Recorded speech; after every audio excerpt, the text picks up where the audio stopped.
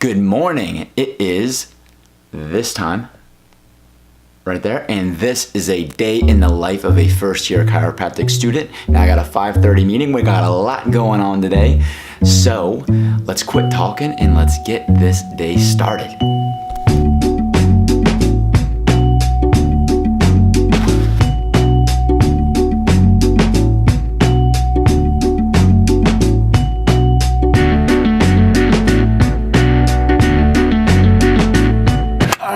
Just got out of the meeting and went really well. Now we're at the gym. We're warming up now. Let's get it. Too slow. Way too slow. New Kung Fu Kitty! There we go. Alright, we just finished the workout. So we're gonna go run back to the place, get some breakfast, and then get ready for our lectures today.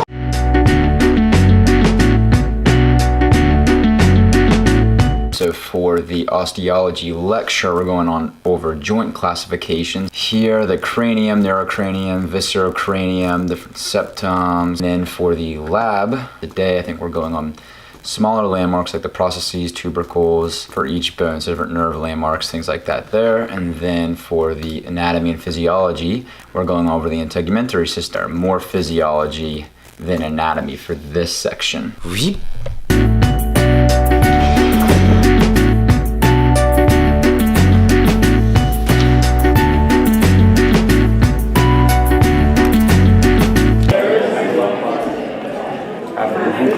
that real? Gold plated. 55.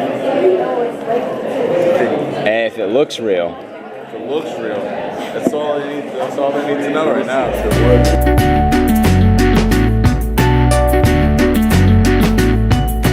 Head into the last class. Oh, snack.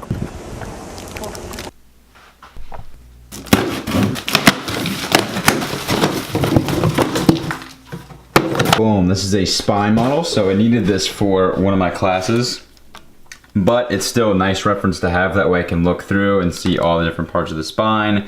Good study tool, and I will need this for my osteology lab. Pretty cool.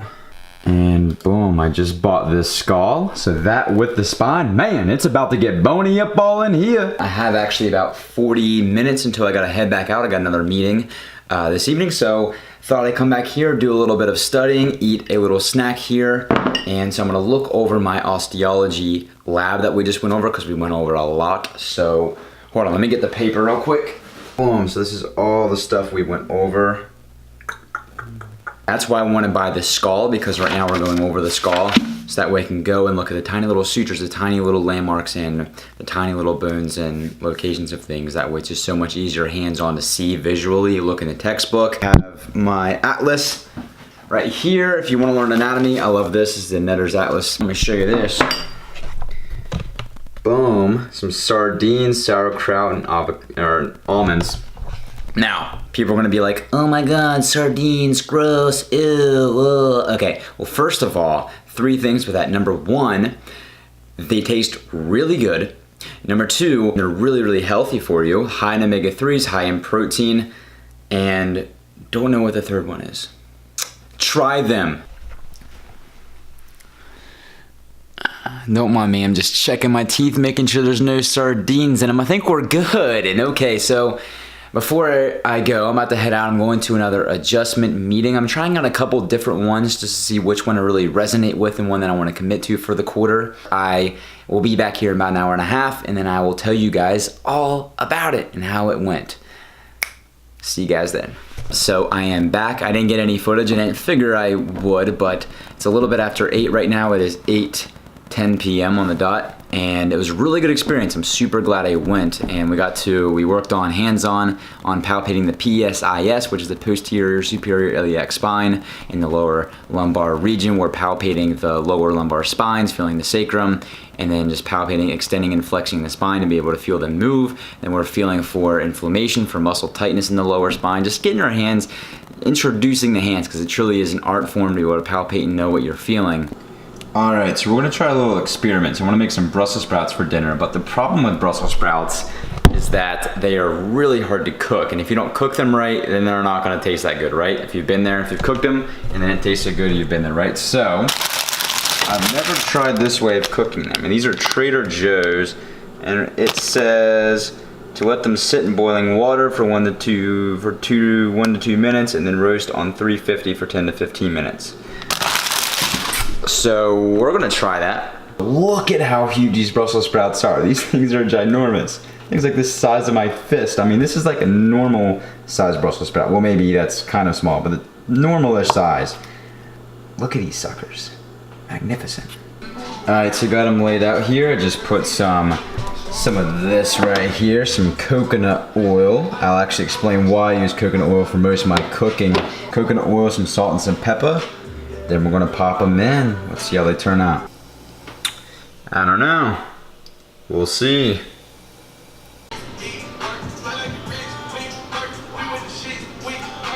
All right, let's see how these turned out. Can I vlog and eat in one hand? I think I can. Cheers. A little too salty, but otherwise pretty good.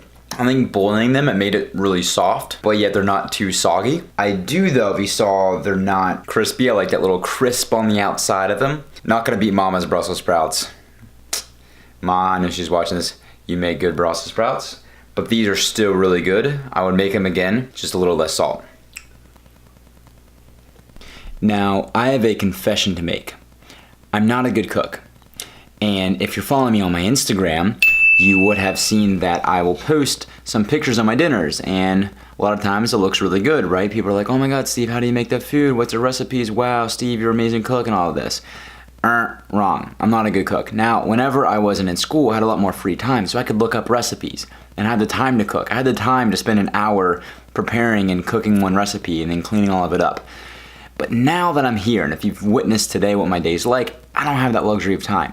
So I like to just kind of throw stuff together. But now things have kind of changed a little bit. Now I've become much more of a simpler guy. I like to make quick meals that doesn't take a lot of hassle, doesn't take a lot of cleanup. And more than that, I like to eat real food. Now I don't mean real food like I like to eat hamburgers and fries and fast food and pasta. No, I mean I like to eat real food, meaning food that grows from the ground, food that God made, not something that a man made. And more than that, I like to eat food that makes me feel good, that supports my goals. And what my goals are is like, well, it's almost 9 o'clock right now and I still got to study after this, so I need something that's going to support me throughout the day. And you guys have already seen, you know, my long day. I haven't had a break really yet today. This is like the closest thing that I've had to a break yet. So, and yet I'm still going. My energy's still up, and I'm not always normally like this. Believe it or not, I get tired too. So I want to use food as a supplement, if you will, to support my goals rather than take from them from eating processed garbage. So I created 5 simple rules that I myself like to follow, and that I feel that if I stick to this list of 5 things, then I will be moving in the right direction. So let's begin it with number 1. We'll call this Steven's 5 rules for healthy eating, for healthy living. Number 1 is use healthy oil. So if you guys saw I was making these Brussels sprouts, I was using coconut oil for my meals. Very, very important, using healthy oils. And next time you go to the grocery store, look at all the packaged foods and look at the ingredients. Almost everything today is cooked with vegetable oil, canola oil, or hydrogenated oil. So these oils are extremely high in omega-6 fatty acids.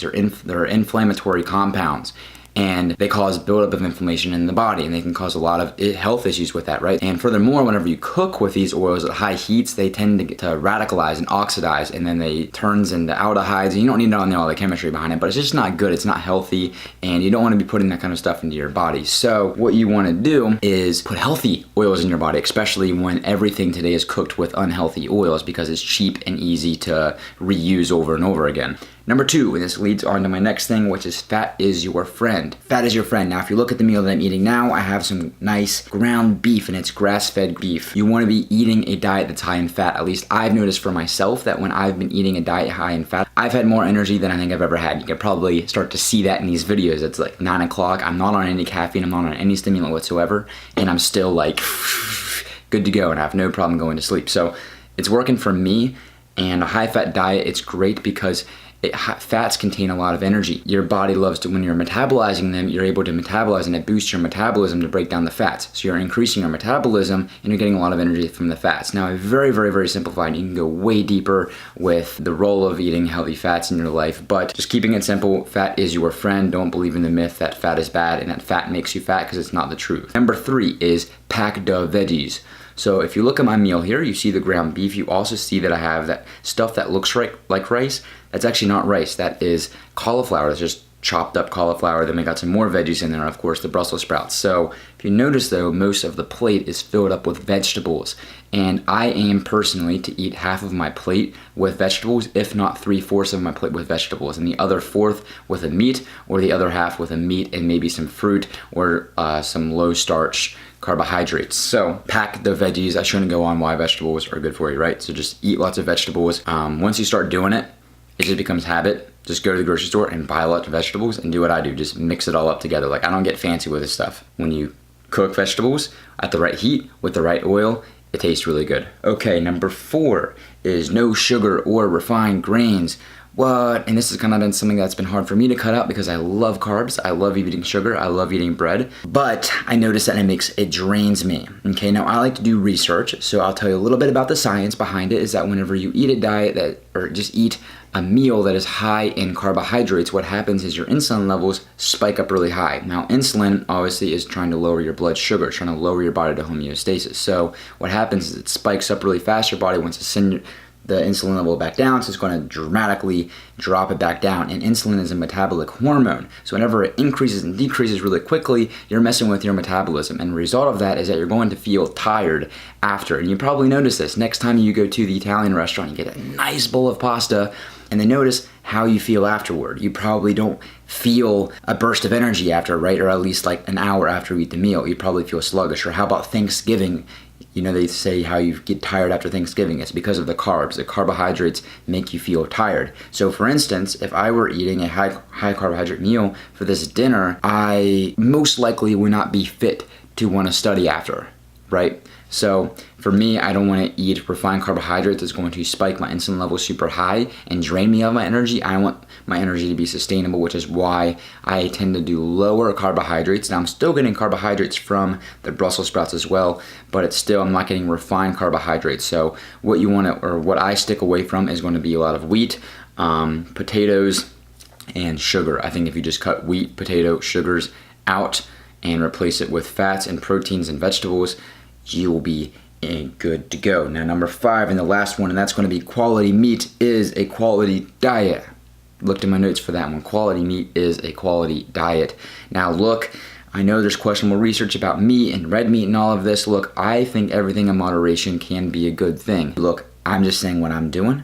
Now, the meat I'm eating, however, though, is local, and I highly, highly, highly, highly, highly encourage you to get local meat. Know where your meat, know where your food is coming from, okay? Everything's commercialized. You don't know where you're getting your food from. The way animals are processed is terrible. It is horrific. It's bad for the environment. It's not quality meat, and that's not quality food you want to eat.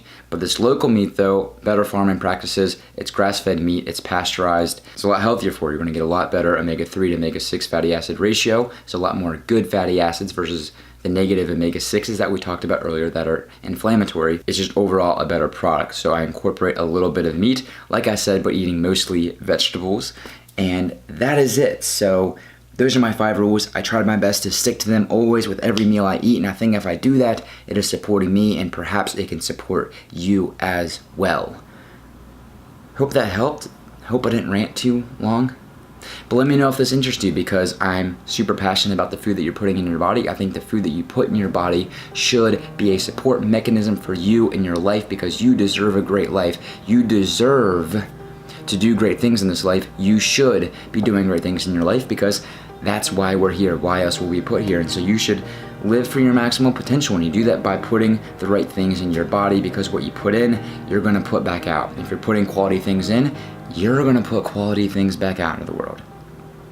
So I'm going to finish eating my meal now. Cheers.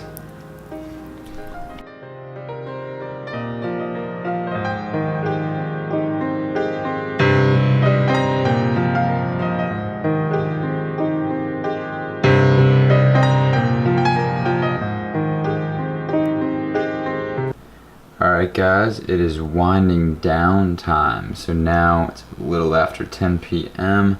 I'm just looking over some of the material for tomorrow, so studying some healthcare terminology, writing down some terms here, and rocking these silly looking things. Some blue blocking glasses, and yeah, they look silly, but guess what guys? There ain't nobody else in this room, except now all of you get to see me wearing them. Ha! No, but seriously though, I wear these to block the blue light because blue light has been shown to negatively affect your sleeping patterns. So before bed, I like to wear these guys. Look silly, but they work. If you're curious about it, look up how blue light affects sleeping patterns. You'll see me wearing these earbuds from time to time. So right before I'll study, I'll put some earplugs on, do some deep breathing, focus my mind, get my attention where it needs to be. Then I'll put on some study music, put my phone on do not disturb. No alerts coming through here. Then I put on my study music and I'm in the zone. So I'm probably going to study for about, it's a little after 10, so I'm going to study for about another hour or so of this material, however long it takes for me to get through it, which will be probably about another hour. And then I'm going to get ready for bed. And then I do this every single day. This is my life, but I love it. So I'm taking a warm shower. Hold on, let me get out of this light. So I like to take warm showers before bed. I take cold showers in the morning and then cold showers at night. Other than the fact that it's just extremely relaxing for me, there's actually health benefits behind it, and studies show that when you take a warm shower before bed, it warms your core body temperature, which I guess helps you sleep at night. I don't know, I just find it really relaxing. Yeah, I think today really reflected what my life is like here, although I didn't get to shoot a lot of things today, but yeah, it's a crazy life. It's far from normal, but I know that I'm doing something that's far from normal. And it gets tough at times for sure. And there's times where I don't feel like going. I mean, I'm only in the second week and I know it's it's gonna get tough, but I know that one day I'm gonna be able to help a lot of people out. I'm gonna change a lot of people's lives, and that to me is everything to me. So it makes getting up at 4:30 and going to bed at 11:30 p.m., working my butt off all day, learning, working hard, wearing weird glasses to bed. But the sacrifices, it's all worth it. And I'm just so grateful. I mean, it's getting sentimental late at night, but it's just, I'm so grateful and happy to have this life, and I'm happy that I get to go through this.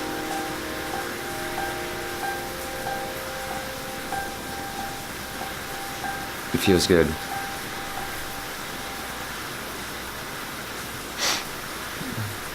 Feels good.